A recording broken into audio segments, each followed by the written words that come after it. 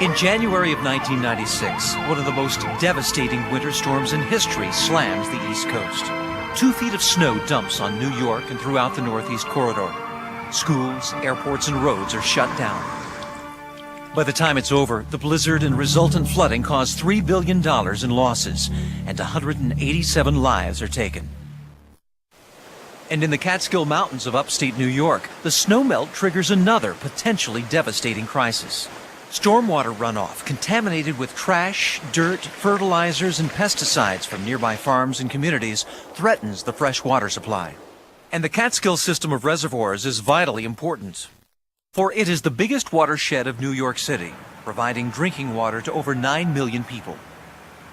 The miracle of the city's water supply system is largely unknown to most New Yorkers. You ask people, where does the water come from? Often people shrug their shoulders and say New Jersey. I figured that we were probably our own separate water system than from upstate. I'd rather be drinking water from upstate than the Hudson River. I don't know that most people are aware of how large the problem is and how close to crisis many of our water supply systems are. To preserve the purity of the reservoirs and enforce the Safe Drinking Water Act, the Environmental Protection Agency presented the Big Apple with 2 options. Either build and maintain a $6 billion facility to filter all of the city's tap water, or fund a $1 billion program to protect the watershed from polluted runoff. When it comes to our investment in clean air and clean water, preserving open space, fixing antiquated sewage treatment plants, we can't wait. It doesn't get any less expensive, it gets more expensive. With the historic Watershed Agreement of 1997, an unprecedented upstate-downstate partnership was forged to protect the New York City water supply. The Watershed Agreement is saving New York City billions of dollars. The plan includes purchasing and preserving 355,000 acres of undeveloped watershed land, the upgrading of sewage treatment plants, and the protection and restoration of stream corridors. What we're looking at here is a main tributary of the Esopus Creek. During flooding, we were seeing a lot of sediment coming out of the stream. The clay gets into the water column and it becomes very turbid, and then it makes it very difficult to treat and clean that water.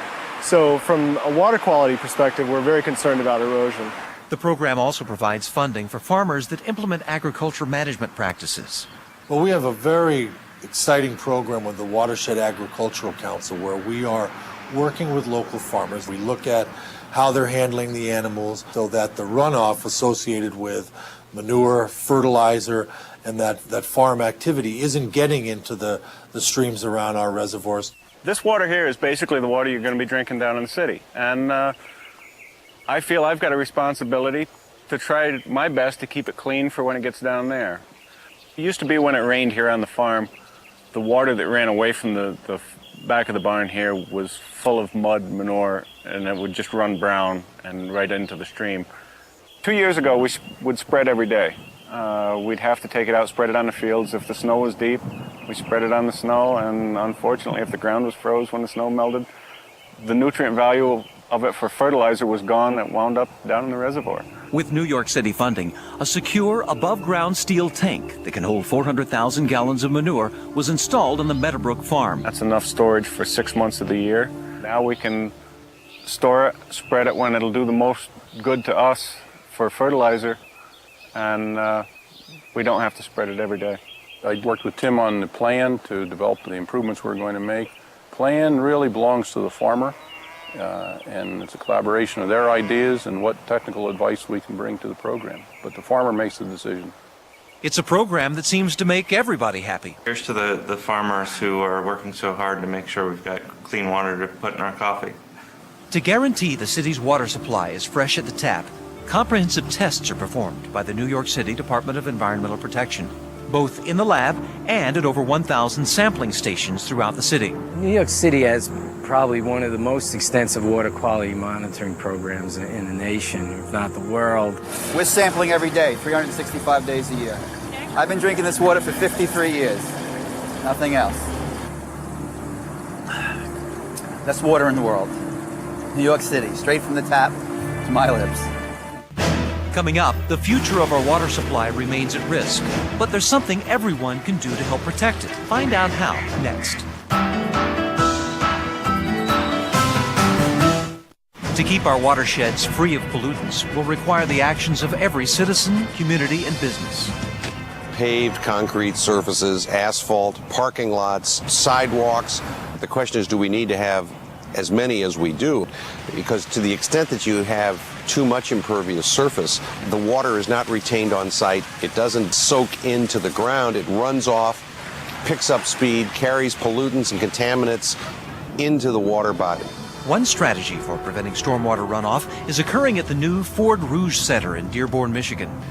This remodeled truck plant is covered by a green roof the size of 8 football fields. Planted with a porous ground cover, it reduces the amount of polluted runoff released into the watershed. The thing that tends to get the most attention is the 10-acre green roof. But that's really just part of a philosophy that if an area does not have to be paved or built upon, it's going to be green space. And communities are also implementing green space strategies, such as rain gardens. They sloped the lot in such a manner that all the flow goes towards this landscaping, where basically the polluted runoff can percolate into the ground and get filtered rather than going straight onto the street into the storm drain system, and really a very simple approach to cleaning up our runoff in urban areas. But perhaps the most powerful course of action is individual participation. People need to take responsibility for the state of our waters, and water conservation is one area where they can do that as a committed citizen.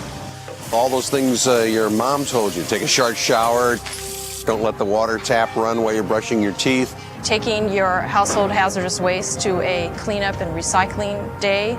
Don't wash your car on the streets and put all those suds down into the drain. When you change or use motor oil, you don't dump it into the street. Everybody's got to clean up after their pets. Obviously, that's a big concern. Fertilizers, herbicides, pesticides, and make sure you don't use them anytime there's any chance of rain coming up in the near future. When you're irrigating your lawn and your garden, make sure that you're not overspraying and causing all those chemicals to end up getting into the storm drain system. The only way we're going to solve the problem is if everybody does their part. We all live in a watershed. We all have an impact on our environment. And we must all play a role in the protection and restoration of our valuable water resources. To learn more about how you can get involved and to get a free brochure called After the Storm, visit epa.gov/weather channel.